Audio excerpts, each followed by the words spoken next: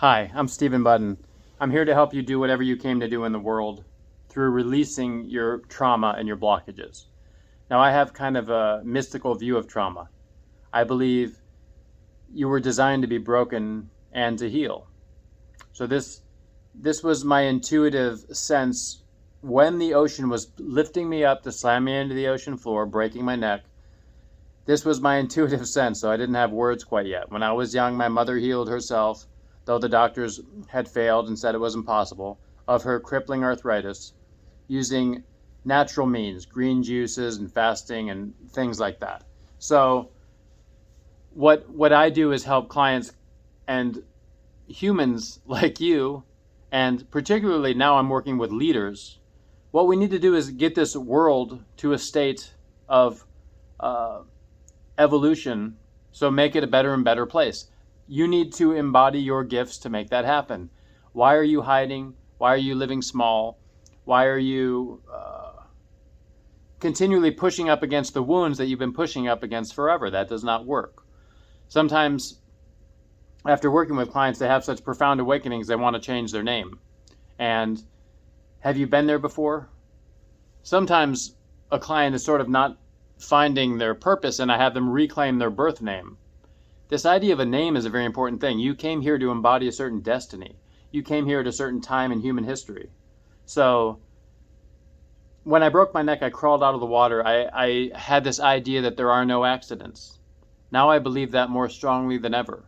If you want a very logical and mind-centered take on this, you can read The Sufis, the classic book that came out in the 60s. I think it's the second to the last chapter, where there's this talk on miracles. And when there's something like a miracle, it exists on so many levels.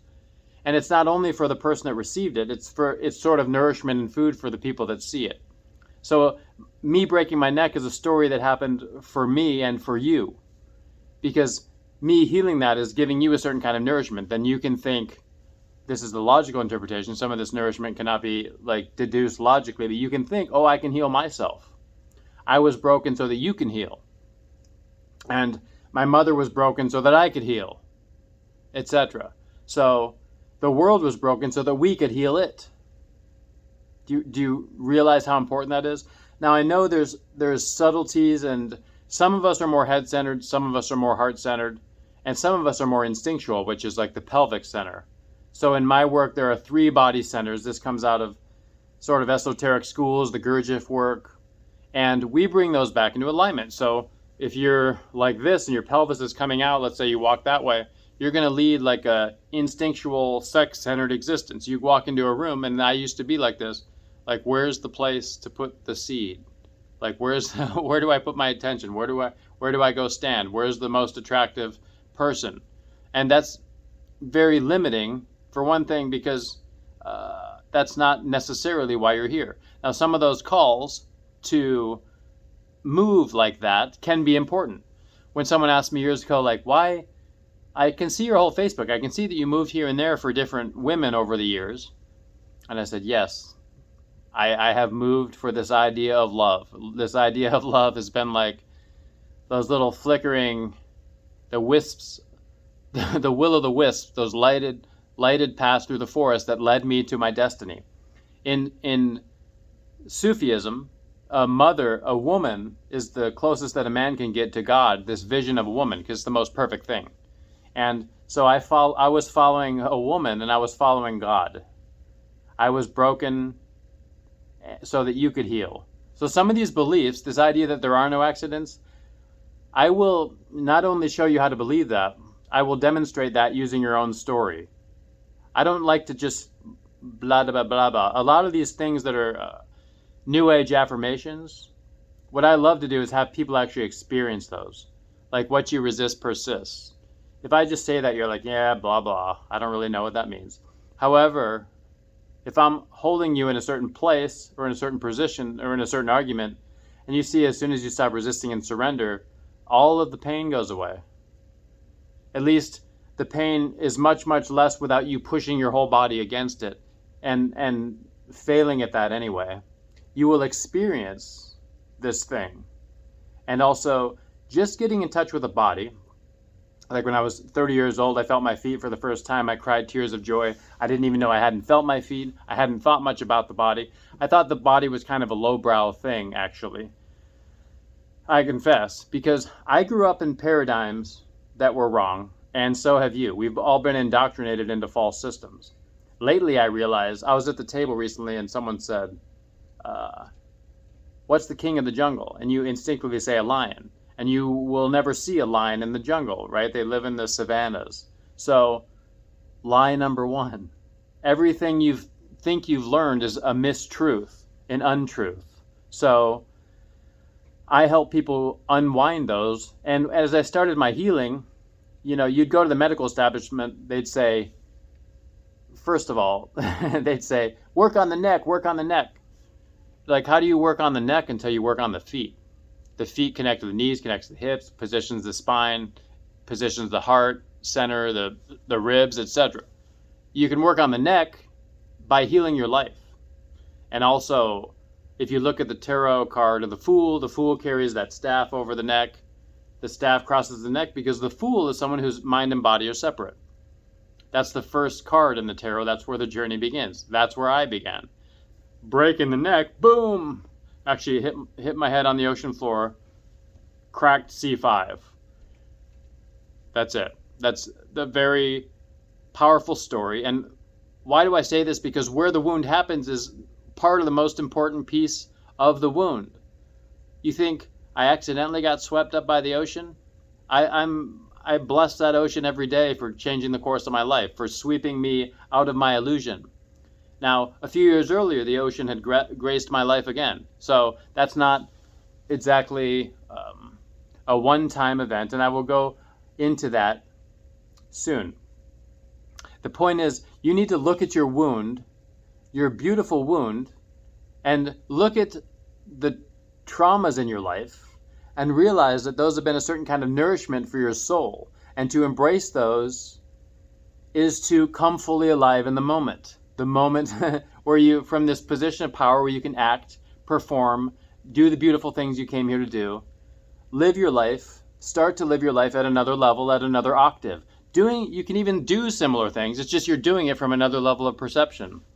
And this changes the world because of what you're putting out there, your emanations. And this idea too that there are no accidents, that's just an idea, a concept. If I say it like this, it goes from my mouth into your ear, out the other one. You've heard it 1,000 times. So it has to be demonstrated. These things have to be experienced. What's your vehicle for experience anything? Your body. So one of my mantras is to help people make peace with their body. And usually they're people that have never really been in their body, never really been comfortable with their body. Sort of intuitives who, like, why am I here? This human experience is kind of a pain in the butt. It's kind of rife with tragedy. Like, why do I need to witness these things? Why do people behave this way, etc.? So claiming your body for the first time is one of the most powerful experiences you can have. And you'll realize you've been trying to think your way into wholeness. I am whole and complete. I am whole and complete. And there's a place for that. I'm not saying there isn't. I spent months on a peach farm once. We sang Baba Nam Kevalam, which is like, love is all there is. That's all we did, picking the peaches. Because when you handle a peach in this tradition, your thoughts go into it. So we were sort of mandated not to handle the peaches without a loving thought on our tongue. And isn't that profound? Like we're just taught such a mechanical view of the universe that is so incomplete, that food is like sort of the stuff you put in the body, the mind tells you what to put in, and it's all a false story. It's stuff we've learned to keep us in the control structure. I'm going to invite you out of that, and you're going to be free of that forever. And it's going to be kind of a ruthless act of compassion, as Werner Erhard used to say when he was in his prime. There are people that have touched on a lot of these pieces, and after I broke my neck, I spent 3 years in apprenticeship with healing masters, spent so much time and money learning everything I could. I've read 1,000 books on it. If you come to me, this thing about healing, well, yes, go look at these other 9 precedents. Someone else was talking to me about fruit is bad for you, eat meat. And I was like, okay, like you can go down either strain historically. like Upton Sinclair's water fasting, he already mentions the meat diet. There's Homo Optimus, Jan Kwasniewski. He had clinics in Poland for healing people with meat, and then you have Arnold Ehret on the other side who had all these fruit healing clinics. Good. The point is, it's a very interwoven structure, and you're here to accomplish your destiny. And you need to come into your core so you can decide what to do. This proliferation of info entering into your head is not going to serve you. You need to have these experiences. And I can say, without a shadow of a doubt, that your life, when you leap the octave, will be something you never dreamed of. Like, sometimes I look out, financial goals I had, or people praising me for things, I'm like, I used to think I could never be that. People, like, it becomes a thing, and then you start to move toward the next octave. I want you to know that moving toward the next octave, there are some like leaps in the notes that are more painful, take more effort than others. However, you're almost there. If you're watching this, you're almost to the next level. You're almost to the next note of frequency. You just need to make a little bit more of a push and, find resources that can help you do that. I can help you do that. Someone else can help you do that. So put the word rapture in the comments and I will send you some details on how I work with it. Usually that starts with reading one of my books. I've written 4 books and there are a few more to come shortly. They're all about this healing journey, how to make the most of this time being in your body, and how to come alive. Like, I use the word rapture as coming fully alive. You're just a beacon of light radiating in the world. And I'm in Florida right now. I'm going to go out and play by the pool. I love you, love and rapture. I'll talk to you soon. Thank you.